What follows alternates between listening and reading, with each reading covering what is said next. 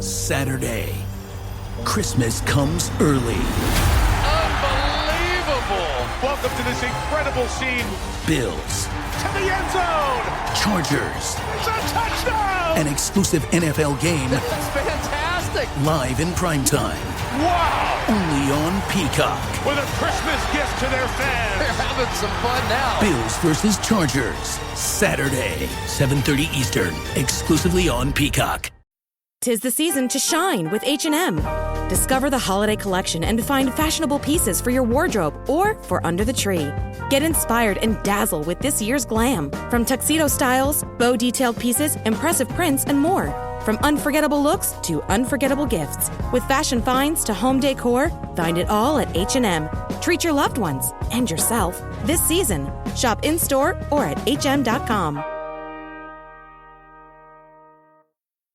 The holidays are a time to feel and create joy. And what could be more joyous than the look on her face as she unwraps a stunning new jewelry piece from Blue Nile? How about getting 50% off your purchase? Blue Nile offers premium quality, priced below traditional retail. Their online experts are available 24/7 to answer any questions and make sure you've picked the perfect gift. For a limited time, you can get 50% off at BlueNile.com. That's 50% off at BlueNile.com. Apple Gift Card is a practical gift that unlocks a world of entertainment and fun. You can send it via email or give a physical card to your loved ones. Your friends and family can spend it on their favorite Apple services, including Apple subscriptions. Apple Gift Card can be used to buy all things Apple. Products, accessories, apps, games, movies, TV shows, iCloud Plus, and more. Visit apple.com for details and to send Apple Gift Cards to your friends and family this holiday season.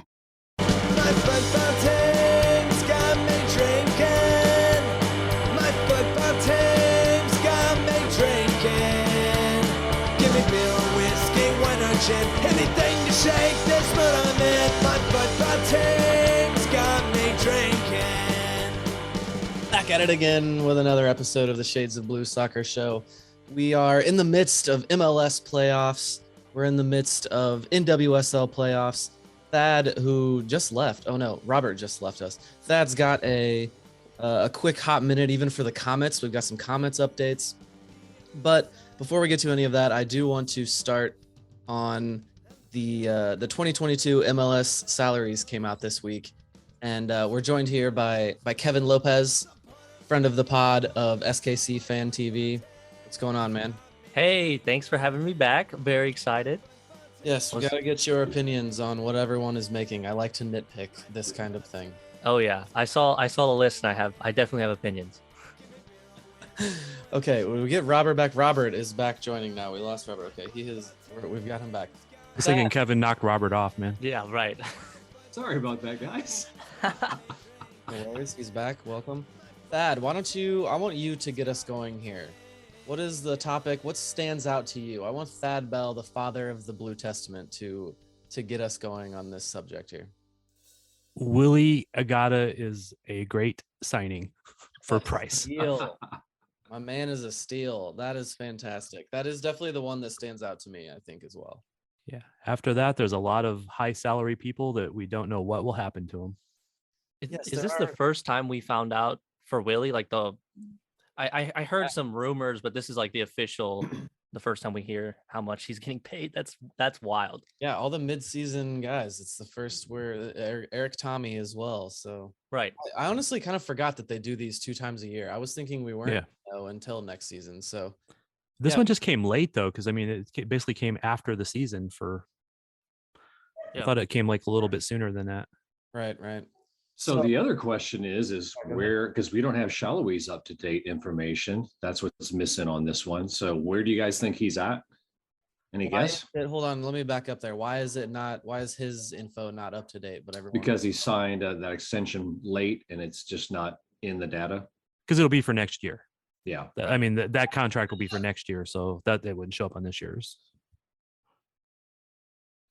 So where do you think you think he's at the million mark, or you think he's somewhere around 758? What do you guys think? I think he's definitely got to be up there. I mean, he's going to be a TAM player. He's got to be a TAM player at this point, right? I would think so, yeah. And that's above 6.5, right? I think so. Somewhere right in that range. Yeah. Where Yeah. was he? It was saying he was like right at 450,000 range. Yeah, 506 total guaranteed. compensation. Yeah. And that's just when you say updated, it's just that was the previous contract and not the new one. Okay. Right. Yeah. Moving slow today, you guys.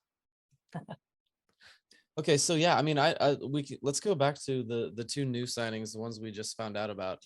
I think both of those seem quite reasonable to me. Were any either of you expecting more or less for Eric Tommy? He is right at 1.2 million, 1.3 million guaranteed. I was a little shocked that it was that high. You know, I didn't think he was that well regarded before he got here, but I guess I was wrong. Huh? Well, is that being well regarded? I mean, he's a Bundesliga player. I don't know. I don't know. Isn't every Bundesliga player worth $1 million? Probably. I don't know. Fontas is coming in from Celta Vigo, and he's at like 1.125 or something. Yeah. I'm not that shocked with Tommy that much. Definitely, I think we all can agree. Maybe we're not shocked with Willy, meaning where he came from, but it is definitely a steal from what we got for him. I mean, that is unbelievable. It feels like cheating a little bit. Definitely does, yeah. Someone is a genius for that signing. Okay, like we got to give him credit. It feels like when we signed Daniel Shalhoub, a Hungarian person, to a homegrown contract. It feels a little bit like that. Yeah, that's true. Peter found the cheat code on that one. Right. Yeah, LA Galaxy plays the big game of, maybe we can add in another DP, something like that. Move it along on the front end. Sporting KC and Peter Vermees, they play the small game and push the boundaries of the rules on the smaller end. Hey man, I mean, we're not in that amazing market compared to a Los Angeles, a New York, or a Miami or whatever. So whatever we need to do to sneak them in. Got to do what you got to do. And we're not going to. And that was why I was a little surprised by Tommy's salary, because of the context, where Kansas City plays in that salary range. So that's kind of the reason. Well, now, Thad, you may be able to refresh me on this one. This number that we're seeing, that is also a transfer fee is built into there. Is that part of this? I always forget how this works with a transfer fee. Typically, yes. The rules change like often enough that I don't want to speak with absolute certainty, but it typically, you could, like, if you sign a guy, you get a transfer fee of $1 million that can be put across all the years of his contract. I've heard that it can also be front loaded into the first year of the contract, which is why Kinda may not be a DP next year. Okay. Yeah. Because it was front loaded into like the first year or two of his contract. Again, I've had people tell me that can happen, but I've had people that know better than me tell me that it can happen. So it's MLS. Never know. Is that how this works? We'll never know, I guess, until the salaries come out again next year if it dropped. Yeah. And then like one of the other questions is when they show like Eric Tommy's and Willy Agada's salary here, they got to be prorated because they came in the summer window, right? So is this their full year contract or just their half year contract? I think it's their full year contract and they would only be paid half of that. But if I said that with certainty, I'd be lying to you. And why don't we know this? All the other sports across this country and soccer leagues across the world, we know these details. Why don't we get to know these things about MLS? What's the difference? Someone help me here. Privacy laws. Travis Kelce just renegotiated a contract. We know exactly what happened. We know exactly the money he got paid right now. We know they were freeing up. We know every little teeny tiny thing. So why don't we know these details about MLS? That is a great question. Crickets. Exactly. Is it that the other leagues, the teams just announce it because they know it will get leaked? And in this league, that information doesn't get leaked? Is that why we're at this point? Why would the teams not want us to know? How about that? Why are they hiding it? Why shouldn't we know this information? Yeah, well, it goes in with like to put our tinfoil hats on. Some people are kind of have these weird vibes with MLS when it comes to players coming in overseas. Some players having such a hard time getting visas, and the other players are flying right in. You can play next week if you would like. And it's like, I don't know if that's just like a whole other thing on its own, but when it comes to off-season pod right there, baby. Yeah, yeah, that Tinfoil pod. tinfoil pod. Yeah, I think with the salary is weird because I know in Europe and in South America, at least like with teams I follow, like River, I pretty much know I can just look up, any time of year or any time of the year. I could see what players are they're getting signed for, what are their contract negotiations look like. I don't know why that's so weird here. Specifically MLS, no idea. I do think that part of it is the single entity concept of the league, where all the players are technically signed to the league and not a team, but they're assigned to a team and all that stuff.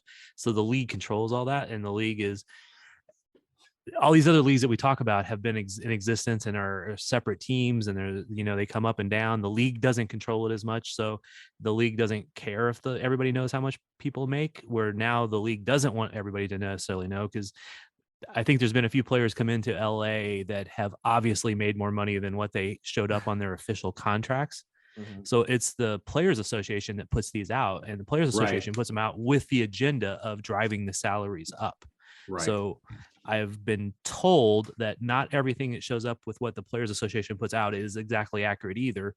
They will sometimes make sure not to put every lower player's salary there, everything that they could make, because they want them to appear lower and they want the guys to appear higher at the top end. So because they want that to drive up everything. So Just know the source of this information. You're saying the Exactly, Players yeah. Association is behooved to not make them impressive salaries. yeah, especially like guys at the lower end. Like, I mean, we talked about the steal earlier for Willy, but what about Kayden Pierre at 65,000? Right. There's another steal, and there's several players down in that range that probably should make 80 or 100 or whatever. And, the Players Association wants you to know that, hey, this guy that started, 15 games and played well when, Zusi was out deserves more. Mm-hmm. Played very well while Zusi was out. Right. And I mean, Pulse Camp under 100,000, and he's again, he's another guy has signed extended a contract that we don't know what his future contract will be, but he started how many games this year, and he's at 90,000. Remind me when in the season he signed that? Yeah, I don't know. Was it? I mean, had he been starting when he did it, or this was before he was the main guy? He did it before he was the main guy. In fact, I think it was done well before it was announced, quite honestly. Damn. Yeah. Damn for John. Damn for him, exactly. Yeah, because he's played great. On that note, I saw both he and Tim Melia got nominated for Save of the Year. Yeah. Pulskamp, that double save against Portland for Pulskamp. And then it looks like Seattle Sounders for Tim at Seattle Sounders. That was a good one. And this also says nominated save, his 5th nominated save in the last 6 seasons. I know we keep talking about Pulskamp and what the future is there, but gotta give Timmy his due respect there. Of 5 out of the last 6 years, he's had a miraculous save that made the top list. Also, while we're on Timmy, I have in my calendar, I could have just put this in incorrectly, but I have in my calendar, at the end of this month is the 1-year anniversary of the Timmy takedown. What? I believe it is October 30th. Was it on Halloween that happened? Because I have it like on the 30th or the 31st or something like that. That would make it even better. Yes, we gotta remember to make a post about that and talk. Oh yeah, definitely. Or does it not come off well because we had such a bad season? I mean, they're not in either. Yeah, I mean, who cares? Exactly. Anytime we can talk about a Seattle Sounder getting thrown to the ground, we should do exactly. Hey, we were hoping that Pulskamp would take down the other Roldan this year, but he didn't. Yeah, he was. I went to the just one little training session, and he was talking about the upcoming Seattle game, and the other players like Johnny Russell was like, well, we could do a remake of that situation, and everyone looked at John, and he was just kind of like. He was just kind of like looking at everyone kind of nervously, but it would have been epic. It would have, and it's like it seemed like everyone, especially like Johnny Russell, was like, "Oh, I can't wait for the Seattle game. I cannot wait." He didn't want to say any more than that, but he was hyped, which is pretty awesome. All Yeah, right. they don't. Go ahead, then. I was just saying, yeah, they don't want to get that out there, like, that they really want to do that game too much because Yeah. it's bulletin board material. But Yeah. Thad, you mentioned that there were a lot of bigger salaries on this list with some questions on there. Who, I assume, besides Yuri Rizal, who else was on that list that you were referring to?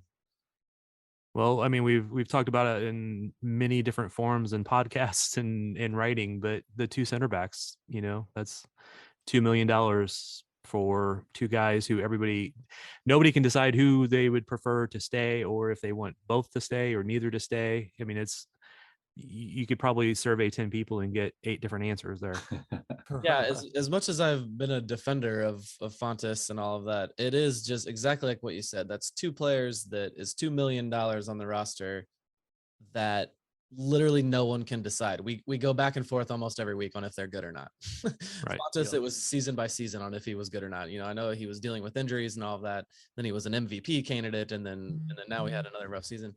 So yeah, as much as I've defended him, that is obviously, I think, the biggest question of the offseason, undeniably. And that is why we have covered it. The Blue Testament has covered it in many different platforms. So go check out all of that content. Well, a couple of things about that. So it's a quote from a Chad story last year, how Vermees was saying, if Izzy had stayed healthy all season, he has no doubt that he would have been up for and maybe even won Defender of the Year. So that's quite a quote from Peter just last year about Izzy. Yeah. Izzy is younger than Fontes. That's a aspect too. He does make a little less, but I wouldn't be surprised if they kept Fontes because they need that playmaker in the back and maybe sign a left back that can maybe take over for him or play half the games and Fontes can split them with him. I don't know, but it's going to be interesting for sure. Kevin, where are you at on our center back situation? I feel like, especially with Fontes, is like I've seen the fans like on Twitter and everything go back and forth, like you said, on both of them. And a lot of the times you would see talk about Fontes. Like he had, I think it was like 2016 or 2017. He took Celta Vigo he was part of the Celta Vigo team that went to a like Europa semifinal, or I can't remember if it was a semifinal or whatever, but like the team looks solid. So I would see the comments of going like, well, he's had experience in a high level. He's played and he played well that season, but it's kind of like you said, back and forth on him. EC is the same thing. Like I didn't know about the Peter story there, but yeah, it seems like you would have a solid run, and because he's younger, you'd be like, okay, maybe I'll lean more towards him. But then I saw Fontes in person. The dude is a big man. That is a big dude. that dude, and he had his his cast on and everything. I was like, man, I don't know. Like that's a presence, but Fontes is impressive physically. That is definitely true. Yeah, that's something you want from someone in the back there. But man, if we just we want a solid season, we don't want injury, so we can't be like, well, he's injured half of the year. Yeah, it's so hard. I mean, look, I'm not a coach for that exact reason. It'd be impossible for me to say, but yeah, $2 million, we got to figure something out. Yeah, I know we're not the Kansas City Royals. This is a different but Fonte is so nice. He's so nice, right? I think that's how the Royals have picked their players for the majority of my life. a good locker room guy and that kind of thing. Good dude. Yeah, good dude. Well, he was Ilya's buddy, and Ilya's gone, so who knows? Right. Because of money. That's true. It's a salary cap league, so you have to manage that. So oh yeah, you could get both guys back at less money if they were willing, and that's what Vermees said. He said recently, just there's going to be some salary cap decisions made purely because of that. Yeah. So, how about another defender here? Some would probably argue that Courtney Ford at $150,000 a year was a steal at some point. He kind of bailed us out of some dark days.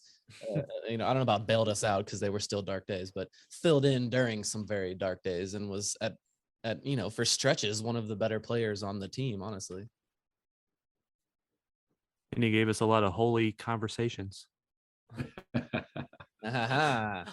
He's another presence. Like that dude is a big man. He is solid. Yep. He's like, I mean, yes, I don't see him in getting like in foul trouble as much as as other players, but he's just he's very passionate. He's like the type of, I'm a big fan of his. So I definitely think that's a steal. And foul trouble is a good point to bring up. He does seem, every team has to have a center back like that is capable of making you a little nervous that at any moment they could have some wild tackle and give up a PK.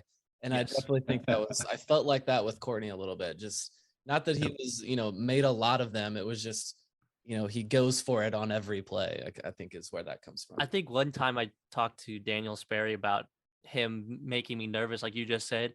And there's a defensive player who plays for the national team for Argentina, Otamendi, and he is that way too. He's like, I literally hold my breath when the ball is in the box. Like, please. He is the epitome of that. Yes. Guy. That exactly. Could not be more true from Otamendi. So maybe Ford is a little less than that, but I mean, in key moments, he could be so solid. Yeah. But yeah, it's a steal, 150. We're just describing South American defenders almost. Yeah, all of them. Yeah, all of them. They're all the same. And just another thing about Ford is in Sporting system, you need center backs who can be very capable passers. That's one reason that Aiko Para was let go.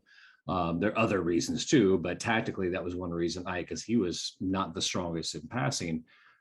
Ford for the season passed at an 81.4% rate. He's not as good of a soccer player as either Fontes or Izzy, as far as those type of things go, on the ball or passing.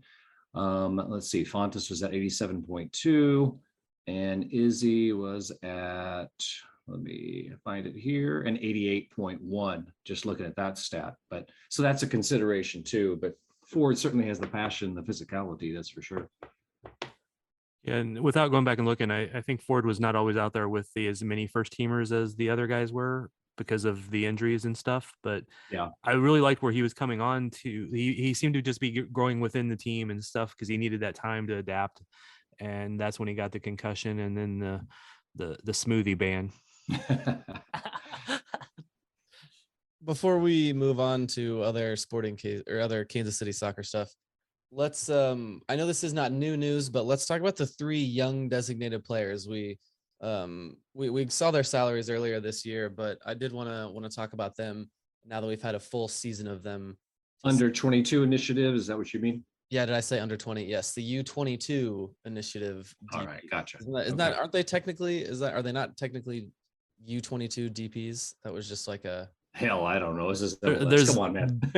There's a young DP classification, right, which could be confusing if you said it that way. That's only. I mean, you're right, but to me, there are DPs also. They're like DP lights.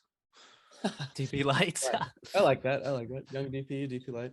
So we got Marinos Janis is at 612,000.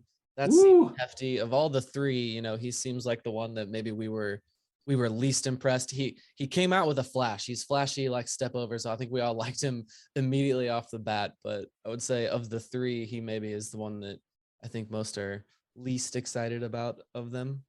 I wonder how much of that is part of the transfer fee on him, though. Right. Because I'm sure there was some. As an attacking player, you would almost imagine that there probably is some like that involved. Robert Voloder, said it wrong. Whoops. Is that guaranteed 427,000? That seems reasonable to me. He has a bright future. You have to spend some money to bring in some young talent, and I love the effort of getting 3 young players this offseason. So that doesn't. I mean, I know he sat on the bench a lot of the time, and some may say that's too much, but it ain't my money. Yeah,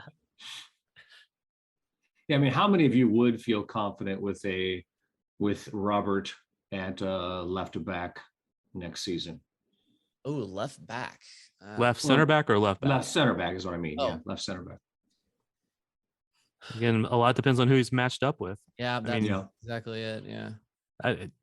And that's one in all these conversations, it's always like, well, what about this guy at that spot? Well, it matters who's next to them, right? I mean, you can have a slow guy next to you as long as there's a fast guy on the other side of them. There's all that balance. We have no fast guys in the back. In the back, besides Pierre, Kayden Pierre, Logan and Dembe. You said none, and I'm like, but then center backs is what I meant. Robbie's not slow. Izzy's not slow. It'll just but they're not fast either. Robert would obviously have to a lot of growing to do in this offseason, which is definitely possible. Thad, we interviewed him. He seems quite motivated. He's got a good head on his shoulders. So it wouldn't surprise me if he did come out and, on a whole new level next season. But he was out for a spell. Yeah, right. He was out for a spell, like you said, and then when he came back, he played much better than he had previously. So already been some growth. Yeah, I think a lot of that is just integration into the team and the league. Right. Making the jokes about speed earlier, though, it was funny. One of those FIFA, when they were looking at the FIFA cards, the players are talking about it, and they're like, yeah. "No, that can't be Fonte. That's way too fast for him." It was like a 30 or something. Yes. Yeah, I remember saying that. And then so we got Logan and Denbei, my fave of the three, the cheapest of the three at 396,000. Yeah, that's solid. That seems like another, I don't know about steal, but that seems like a steal to me. If he cements that role over the next however many years, then that's great. Okay. You want to move on to current and other MLS playoffs and any just general soccer talk, or are we wrapping up MLS Sporting Kansas City 2022 salaries? Yes. I think so. Wrap it up. Yep. Wrap it up. Okay, we're done. The other best deal of the whole thing was Ben Sweat at 200,000. We didn't talk about Ben Sweat. That was an oversight on our part. Was that on purpose? Or? Right. Maybe we could just we're putting a wrap on the salaries. Let's just call it a wrap on the entire season, right? Any other things we do after this can just be about moves in the off season, what we need next year. It's all looking forward. So we're putting a wrap on this. No more 2022 conversation. Is that what you're saying? Correct. We can talk about 2020. Yeah, hell yeah. So actually, this is a good question. We had the season, what was that, 2 years ago that we missed the playoffs. This season was on pace to just be historically bad, the worst in club history, seemingly, and all of that. Was this worse than the last season? Or did the comeback at the end of this season help us with the other season where we missed the playoffs? I think this one ended up better, right? We had some fun at the end. Yeah, it's definitely better. And we were closer, right? The one we missed the playoffs, it wasn't even close, correct? It's like a game and a half out of the playoffs, right? Yeah. And the previous time is dead. Yeah, I felt like we were all like, season's over, and then we were all like looking at the table with the corner of our eye. I feel like that other season we weren't even looking at the table. We were like, hell no. I'm like, I don't care who wins or loses. At least this year, it's like, I don't know. There's a overall vibe of like, okay, next season for real, no one's laughing anymore. Like we're going to be pretty solid. We have great players and a good vibe with new guys. I don't know. This season just feels totally different. So I'm deciding now I'm not putting a bow on this season yet because I don't want to do this podcast right now because we're going to talk about some other stuff. But we do need to do the podcast where we talk about all of the haters of Vermees and how quickly that was turned around and that the season kind of turned into a season of redemption and all that. So we need to have that podcast. I know people are rolling their eyes at that, but we're going to have that podcast at this offseason. It's going to happen. And the potential bright side of having both Allen and Gotti back. That's true. I say potential because you never know how they come back. Right. But even if they come back as just bit players, the team was pretty good without them. Yep. Okay. So Robert, you mentioned we've got some MLS playoffs starting tonight, or not starting tonight. Games are being played this evening, but I don't really care about that. Okay, then. All right. Seattle's been eliminated. That made me happy. That was one last thing I was holding on to there. I don't care too much about MLS playoffs. Let's talk about the current. We got Kevin here. He's got his new background. It's all teal and red and KC Current everywhere. So yes, let's talk about the current. They are facing the OL Reign this weekend, I believe. Is it Sunday? Sunday, yes. In the NWSL semifinals. Hell yeah, we are.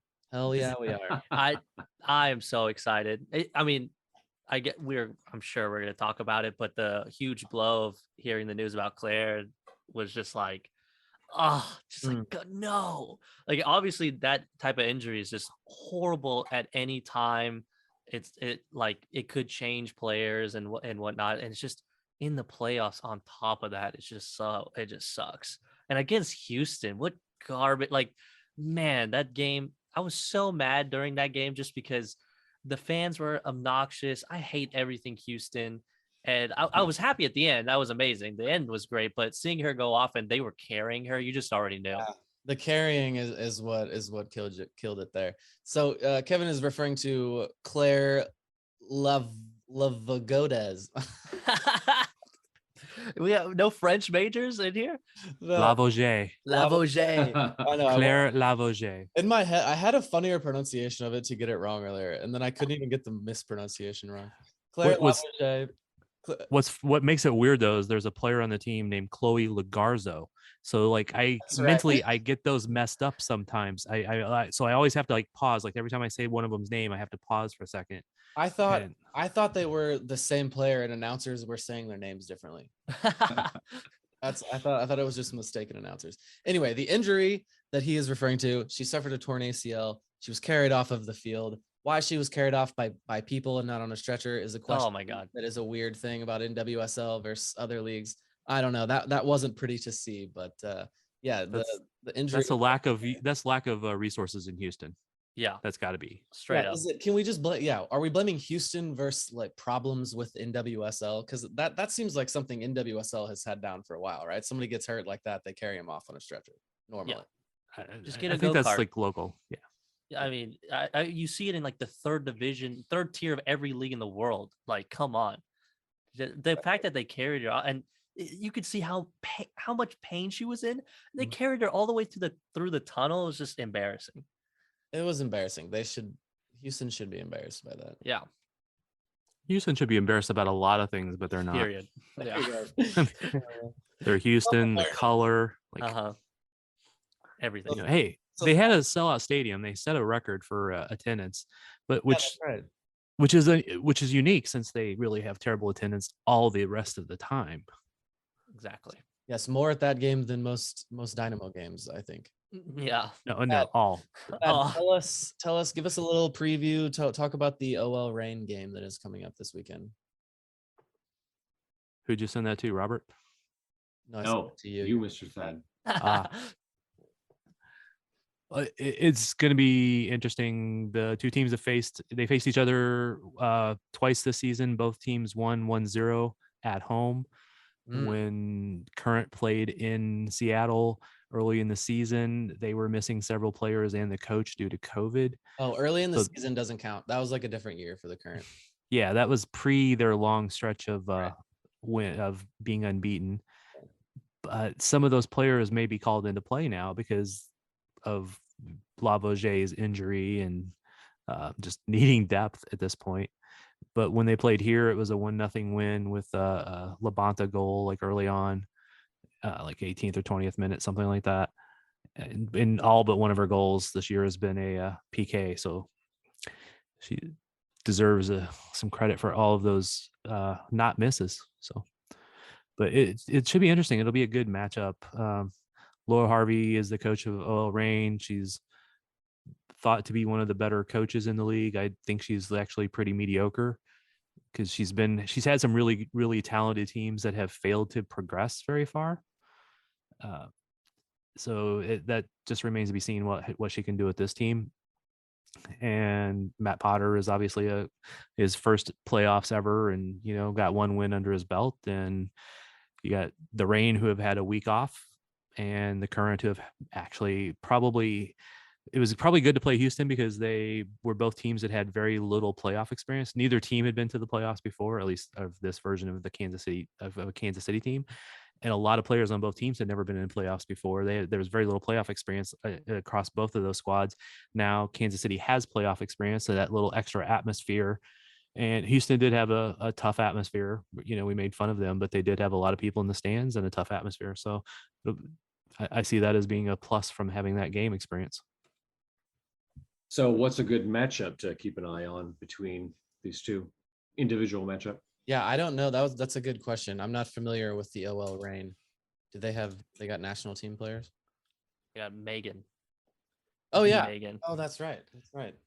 And they do have some other ones. Trying to, if I started quoting them, there's Alana Cook, defender.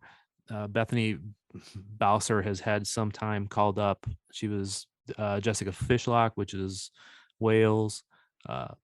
Tobin Heath is out though for the year because of an injury. Sophia Herta, U.S. national team defender. I really like her. Rose Lavelle, which is like, probably Rose. Nice. Forgot about that.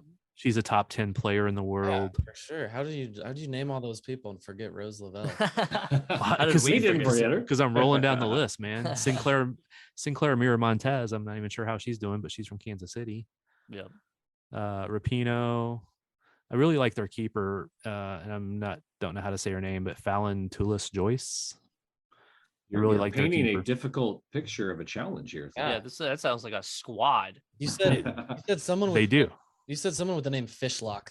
She sounds formidable. That sounds like she's gonna be. Oh no, she's actually been one of the best players in the league since like early in the years, and she's midfielder. She should be a defender. She's no, she's like one of the players from that team that I wouldn't mind having, because she would just like tear some people up. All right, so question, and I think I know the answer. Why is the game being played in Seattle? Oh, yeah. I saw that Lumen Field. That confused me. Because OL Reign is Higher in seed. Seattle, and they have the higher seed. Okay. Okay. Okay. All right. I thought maybe they were doing like a small tournament to save costs and travel, and just doing it all in Seattle or something like that. The finals in DC, right? Is Yeah. it? Okay. Yeah, finals at a neutral site in Okay. DC. Yeah. The other match is Portland. The Thorns were the other high seed. So Thorns are always in the mix. yeah, unfortunately, they're usually good. And supposedly there's going to be a good crowd in Seattle, which is not shocking, but just another tough road game. Yeah, Portland is actually usually is the team that has the best normal attendance, but now with some of the expansion teams and teams getting more attention, like I said, Houston had their biggest crowd ever, set a record for the playoffs, and then it was beat the next day. So it was by San Right. Diego, Right. and San Diego's who's playing Portland, and Right. you will know them because they have Alex Morgan. So. I guess I was just surprised that they play in that stadium, but the Pacific Northwest, I guess I should have known better. They play everything in that stadium. They got no other stadiums out there. It's like weird that we were getting kind of some stick from Seattle fans right before, or at least me, but right before that last Seattle game. And it's like, I so badly want to be like, you play on a football field. Okay. And then people who represent Seattle Sounders, they were making fun of our stadium capacity for the women's team for 2044. I'm like, dog, you play on plastic on a football field. You're dude. playing in a guest stadium. They're not allowed to question the capacity of any other soccer specific stadium. Exactly. First women's soccer specific stadium. Like, how about your team gets their own actual soccer field, I don't know. Yeah. Before we talk crap. Imagine talking shit on the very first women's soccer specific stadium ever. It's not 80,000 seats. Yeah. A new level. Where's of yours class. at? How about that? Right. Yeah. There's a whole list of things that they need to accomplish first: grass, their own stadium. Yeah, there's a list. Humility, Yes. intelligence, And their air purifiers. I hear that they can't breathe over there right now. That's right. So I didn't mean to entirely poo-pah the MLS playoffs. Kevin, I know you have been doing live streams for those.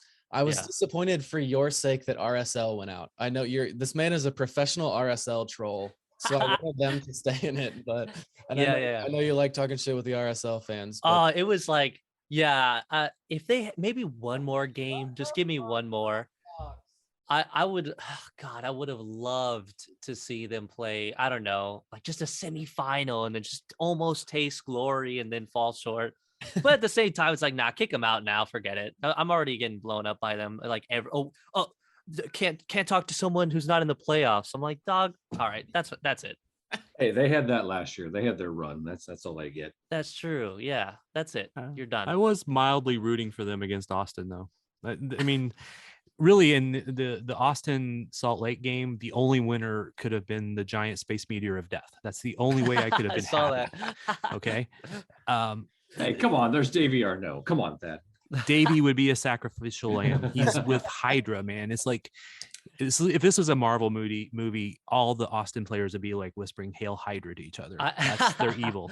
I know a lot. I'm pretty much every sporting fan I know that I've talked to about this are just totally against Austin. Just hates Austin.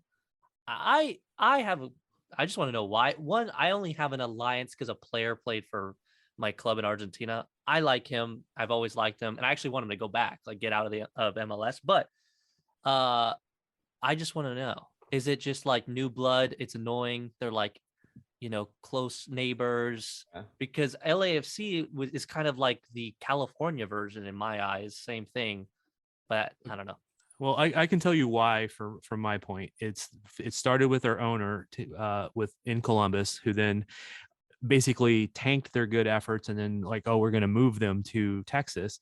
Then when the Crew fans like basically saved their team, MLS like, oh, well, we'll just give you an expansion team then. So basically he didn't even buy an expansion team. He bought a regular team and at a lower price and then screwed them and then got a team in Austin, which is what he was wanting to do the whole entire time. So it was the owner evil machinations, maneuvers that I hated from that point. Okay. Start, it runs deep, guys. It runs deep. It runs down. This is the beginning. And then San Antonio was in the running to try to get an MLS team. And because Anthony Precourt just moved a team to Austin, just got a team awarded to him in Austin, that just blew their chances out of the water. Yeah. So there was that aspect to it. And then there's like more about like some of their coaching staff. I don't need to go into that because I may need to interview them again at some point. But Davey Arnaud is great. So, I mean, I would like him to at least be out of town when the giant space meteor of death hits there. But it would have been perfect if it was when RSL was there. So, yeah. So are we pushing for LAFC because of Ilie and No. It's like hurts even more if they really Come Ilie and why can't I think of the other guy's name? Latif. Thank you. I don't know why I couldn't think of that, but no, okay. You want the Galaxy to beat them? Come on, guys. No, that's What? worse. That's worse. Okay. I have a hard time rooting for any LA team. Can I? How about Montreal? Can I or Cincinnati? Let's go. Small markets. Hey, Montreal's got Kai, so Yeah. Okay, there you go. I could root for Kai. I don't. Everyone could root. I mean, he's been on every team in MLS. So. I'm right. I'm going to go for Philly. Yeah, at this point. I want Philly. Doop. And I mean, they've done a lot of things really right. Jim Curtin's done a great coaching job. They brought in homegrown players. They've sold homegrown players.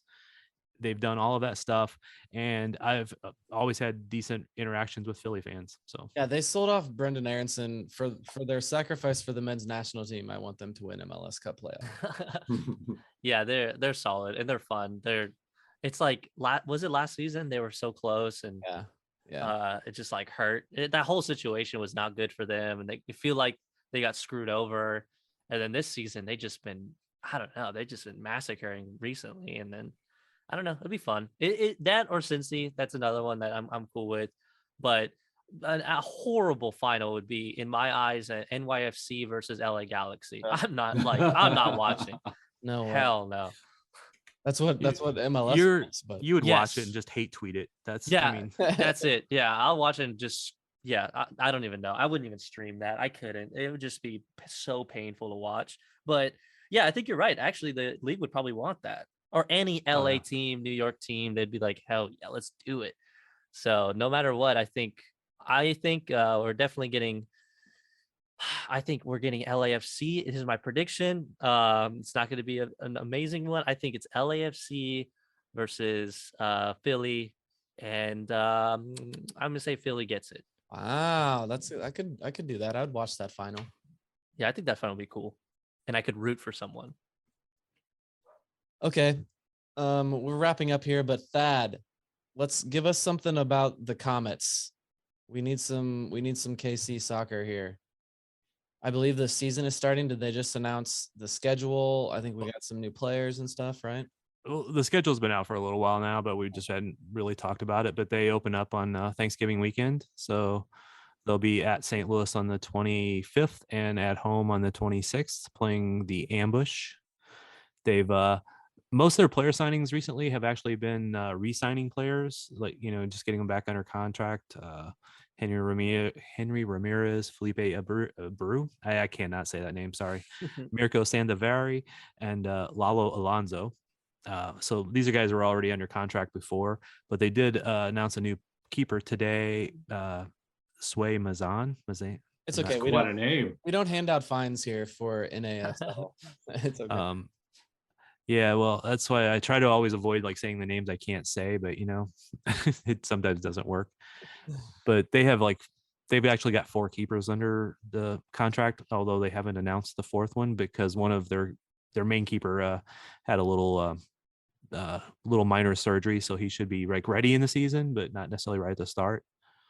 But one of those keepers is Steven Tukeski, who was a former Sporting Academy keeper, and then went off to, I think it was maybe it was West Virginia, but he was playing Big 12 or one of those. He was playing in one of the big college soccer teams, at least for a while, and he's a pretty good keeper. I just don't know how he'll adapt to that. Then I've heard they've got some more signings coming. League-wise, they have a combine that you could sign up for, and then they're going to have basically a draft of players out of the combine and college, and the Comets will pick 11th out of 14 because they were pretty good last year. Kevin, did you play? You a baller? I've always played. Always. Indoor was always fun to. Oh, indoor is my favorite. Yeah, indoor was always fun for me, but yeah, I don't know much about I know last season, or was it last season or before COVID, where they went like to the playoffs. I just saw a bunch of posts about it. I wasn't gonna remind people for those who don't remember, the NASL was kind of experiencing a moment last year. The league was not getting back to its glory days of the 80s, but no, the attendance was up, and yeah, things are looking up for the NASL. I'm gonna go to some games this year. I like the blue field. I don't get out and support the blue field as much for the Comets.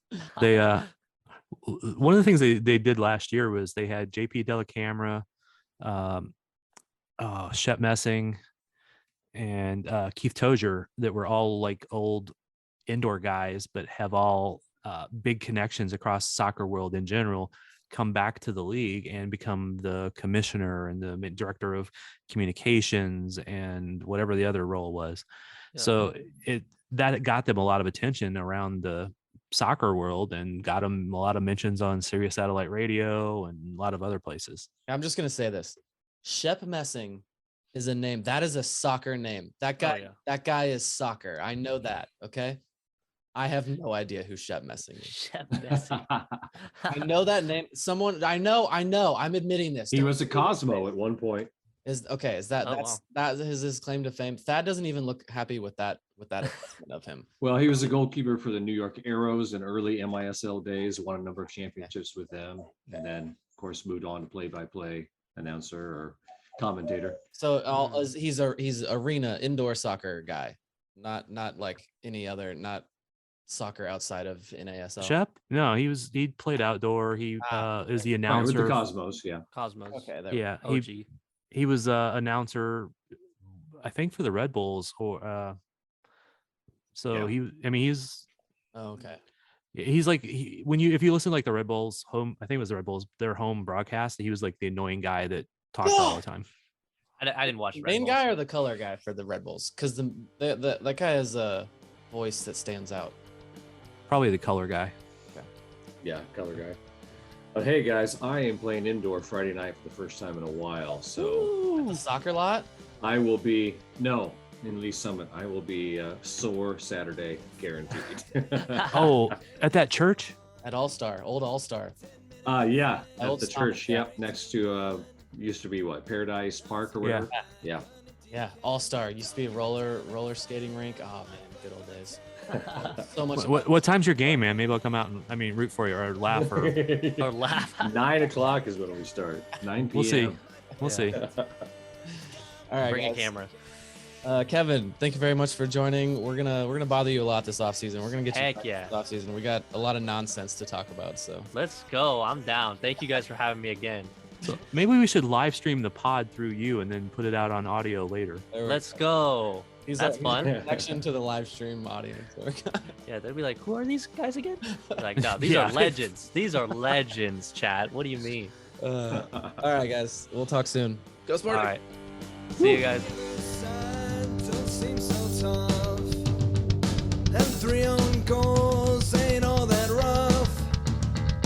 Our skipper has just been sent off. Supporters strong have all gone soft. My football team's got me drinking. My football team's got me drinking. My football team's got me drinking. Give me beer or whiskey, wine or gin, anything to shake this mood I'm in. My football team's got me drinking. My football team's got me drinking. My football team's got me drinking.